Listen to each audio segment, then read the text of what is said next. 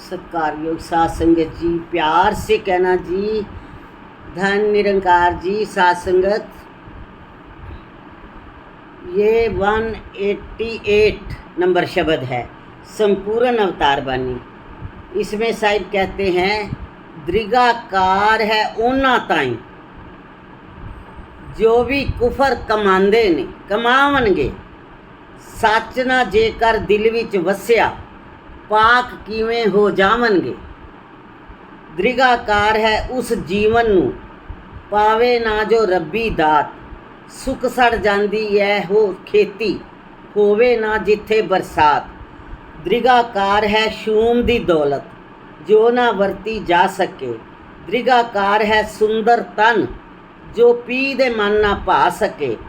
दृगाकार है उन्हां नू जो अंदरों बाहरों गंदे ने, साध शरण जो आ ना सकन भाग उन्हां दे मंदे ने। जिन्हां नू चाह रब वेखण दा वड्डे भागां वाले ने, अवतार जिन्हां नू सतगुरु लब्भा रहमत गोदी पाले ने। साध संगत सच्चे पातशाह जी कह रहे हैं, कहते हैं दृगाकार है उन्हां ताई जो भी कुफर कमांदे ने। साध संगत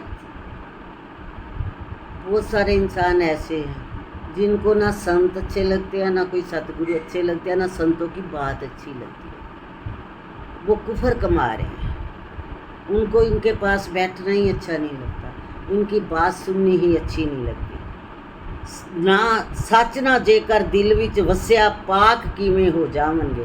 कहते वो सच्चाई के पास बैठना ही नहीं जानते, वो सोचते ही नहीं है कि कोई संतों के पास बैठे, कोई सच्ची कोई अच्छी बात, उसी से सच को जान ले हम। कहते वो कैसे पवित्र होंगे, वो पवित्र नहीं हो सकते, क्योंकि वो इस जगत के कीचड़ में लबालब भरे हुए, सिर से पैर तक वो फंसे हुए। वो कैसे पवित्र होंगे, वो कैसे निर्मल होंगे। संत तो बहुत बाजू खींचते हैं।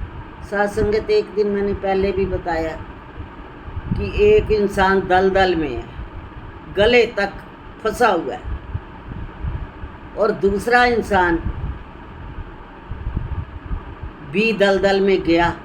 अब एक हाथ तो उस दलदल को में जो फंसा है उसको निकालने वाला है, और दूसरा हाथ जो है वो सहारा मांगने वाला है, एक हाथ सहारा देने वाला है। जो दूर से इंसान देखता है वो कहता है दोनों तो कीचड़ में है, दोनों के तो कपड़े मैले हो रहे हैं, दोनों के पैर दलदल में फंसे हुए हैं, दोनों के हाथ गंदे हो रहे हैं। जो दूर से देखता है, लेकिन उसको पता है कि ये मेरे को सहारा देने आया है, ये कीचड़ में मेरे कारण फंसा है। पूर्ण सतगुरु साकार रूप लेके गृहस्थ जीवन जी कर मानुष जन्म लेके, मानुष जन्म के सारे दुख सुख सह के, गृहस्थ जीवन के सारे सुख दुख सारी जिम्मेवारियां संभालते हुए साध संगत हमारे लिए ये बाना पहन के आता है मानुष का, कि इनका मैं पार उतारा कर सकूं। ये और किसी भी तरह पहचानेंगे नहीं। कोई जानवर, कोई पशु, कोई भूत प्रेत, कोई ऐसे आवाज़ें आने लग जाए तो क्या हम डर नहीं जाएंगे? हमारी तरह बन के आता है। गृहस्थी, बाल बच्चेदार, माँ बाप होते हैं, भाई बहन, हमारी तरह नींद आती है, हमारी तरह भूख लगती है। ये दलदल में हमारी तरह फंसता है। ये जितना मृत्यु लोग हैं, ये जेल है, ये दलदल है, इसमें हम फंसे हुए हैं। और ये बार बार कई तरीक़ों से आप देख रहे हो, मैं रोज़ अवतारवाणी पढ़ रही हूँ, रोज़ ये शब्द पढ़ रही हूँ। हर एक शब्द में अलग तरीका बताते हैं इसको जगाने का, अलग तरह की चेतावनी दे रहे हैं, अलग तरह के तरीके बता रहे हैं। कभी तो गुस्से से बता रहे हैं, कभी प्यार से बता रहे हैं, कितनी तरह से समझा रहे हैं कि हे इंसान, तेरे को ये जो जन्म मिला है इसका तू पूरा लाभ ले ले, इस सफ़र को तू सुहाना कर ले, इस जीवन को तू आनंद में कर ले। कहते हैं दृगाकार है उस जीवन नू पावे ना जो रब्बी दात। कहते लानत है उस जीवन को जिसने ये रब की दात नहीं अपनी झोली में डाली। भक्ति तो कर रहा है, प्यार तो कर रहा है, लेकिन ये जो संत तेरे लिए आए हैं इनकी बात भी माननी। साध संगत तभी तो श्री गुरु ग्रंथ साहब जी में लिखा हुआ है, जिन्ना सुन के मनिया तिन्ना बिटो कुर्बान। साध संगत मानना जो है ये बहुत बड़ी बात होती है। मानना ही इंसान सीखता नहीं है, बहुत मुश्किल। जब वो बड़ा हो जाता है, जब उसको होमे रोग लग जाता है, जब वो अपने आप को कुछ समझने लग जाता है, तो फिर वो सोचता है कि अब मैं किसी की भी नहीं मानूंगा, अब मैं पूर्ण हो गया, अब मैं पूरा हो गया, अब मेरे में कोई कमी रह नहीं गई, अब मेरे में जरा भी अधूरापन नहीं है, मैं पूरी तरह समझदार हो गया। फिर वो किसी की बात भी सुनना नहीं चाहता। यही कहते हैं दृगाकार है उस जीवन पावे ना जो रब्बी दात, सुख सड़ जाती है वो खेती होवे ना जिथे बरसात। सत्संगत खेती बाड़ी का एग्जाम्पल दे रहे हैं कि जहाँ पानी ना मिले, खाद ना मिले, वो खेती सारी सूख जाती है और सड़ जाती है, ख़त्म हो जाती है, बर्बाद हो जाती है, क्योंकि उसे पानी नहीं मिला, खाद नहीं मिली। इसी तरह ये जीवन जो है हमारा, अगर संतों की बात नहीं सुनी, नहीं मानी, नहीं निज घर का पता करा, नहीं इनका हाथ पकड़ा, तो फिर ये जीवन भी जो है वो समाप्त हो जाएगा, ख़त्म हो जाएगा। और जो हम जिंदे भी रहे तो वो वाला आनंद जो संत महसूस करते हैं वो कभी नहीं कर पाएंगे। ऐसे ही सूख सड़ के ये जीवन जो है हम अपना बर्बाद करेंगे। आगे क्या है, दृगाकार है शूम दी दौलत जो ना वरती जा सके। शूम कहते हैं कंजूस बंदे को, कहते कंजूस की जो दौलत है, कहते उसको भी लानत है, उसको भी दृगाकार है, क्योंकि भगवान ने दी थी, मालिक ने दिया था धन, लेकिन उस शूम ने वरता ही नहीं, वैसे का वैसे ही रख दिया, वैसे का वैसे ही पड़ा रहा। अब ज्ञान हमें मिला, अब ज्ञान हम जिए भी और वरते भी, फिर तो आनंद है, फिर तो हर पल आनंद है। इसको जिए भी और वरते भी, इसका पूरा आनंद लें। ये भी नहीं है कि ज्ञान लेके हम ना तो वरते इसको, हाँ जी हमने लिया हुआ है, हाँ जी हमको पता है, उसका भी कोई फ़ायदा नहीं। तो इसी तरह शूम की दौलत, अगर कोई कंजूस आदमी कितनी दौलत इकट्ठी कर ले और उसको बरते ना, इस्तेमाल ही ना करे, तो उसका भी कोई उसने फ़ायदा नहीं उठाया। क्या फ़ायदा हुआ है या नहीं है, बराबर है। आगे कहा है दृगाकार है उन्होंने, दृगाकार है सुंदर तन जो पीनू ना पा सके। कहते उस सुंदर तन का, उस सुंदर शरीर का क्या करना है जो पिया को पसंद ही नहीं है, ये पति को अच्छा नहीं लगा, उसका क्या फ़ायदा हुआ। दृगाकार उसको भी कहा। आगे कहा साध शरण जो आ सकन, भाग ना दे जो ना आ सकन, भाग ना दे मंदे ने। कहते उनके भाग्य बहुत खराब है जो साध संगत नहीं आ सकते। साध संगत क्या कहा करते थे संगतों में, आपने भी सबने सुना होगा, कहते हैं कि कोई करन नसीबा वाले सत्संग दो घड़ियाँ, कई बार सुना दिया।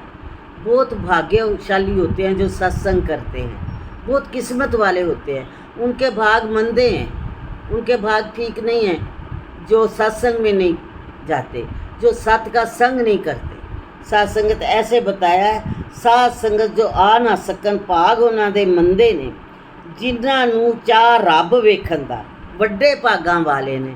साध संगत ये बहुत प्यारी बात है, जिनको शौक़ होता है परमात्मा को देखने का, साध संगत वो ज़रूर परमात्मा को पा लेते हैं, क्योंकि उनके मन की बात रब जानता है, तो रब आगे आके खड़ा हो जाता है, कोई ना कोई जरिया बना देता है कि आओ मैं तुम्हारे पास हूँ, आओ मेरे को देखो, आओ मेरे को जान लो।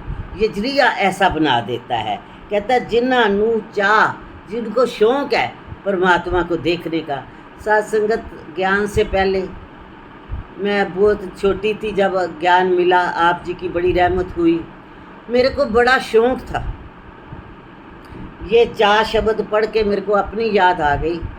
मेरे को बड़ा शौक़ था कि रब देखना है, रब कौन सा होता है, परमात्मा कौन सा है, ईश्वर कौन सा है। और साथ संगत आपकी कृपा से ये समझ आती थी। मंदिर भी दादी के साथ जाते थे, गुरुद्वारे भी जाते थे, घर में भक्ति भाव भी बहुत था, नित्य नेम भी थे, कथा कीर्तन भी होते रहते थे।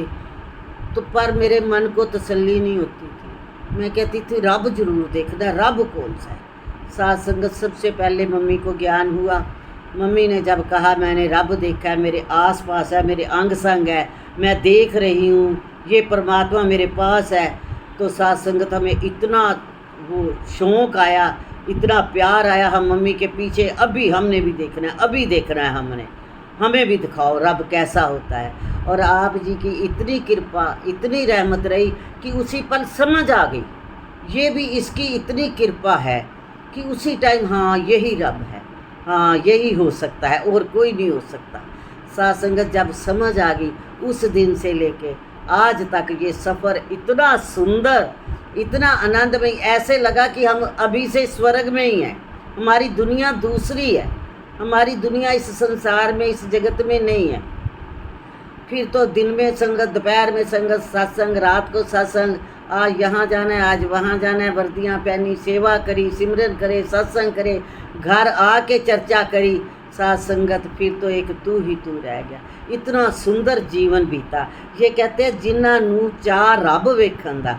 तो साथ संगत ये चाह काश सबको हो कि रब को देखें और आपकी कृपा से सोझी भी आ जाए, समझ भी आ जाए, दिल दिमाग में, जहन में ये बैठ जाए कि यही रब है। साथ संगत पार्क में जाके बैठना, हर पत्ते पे इसका रूप देखना कि हर पत्ते च, हर जरे विच सूरत तेरी, हर पत्ते ते तेरा नाम। साथ संगत ऐसे ऐसे देखना और बोलना और आनंदमय जीवन जिया है। आगे कह रहे हैं अवतार जिन्होंने सतगुर लब्भा है, रहमत गोदी पाले ने। साथ संगत वही कह रहे हैं सतगुरु बाबा जी कि जिनको ये सतगुरु मिल गया, जिनको ये रब मिल गया, उनको ये रहमतें तो उनकी गोद में है, जहाँ वो इसकी गोद में ही पल रहे हैं। साथ संगत मैंने पहले बताया कि सारा जीवन इसकी गोद में बीतता है, तभी दिल करता है कि आपको भी वो खुशी मिले जो खुशी मुझे मिली है। साथ संगत जी धन्यवाद।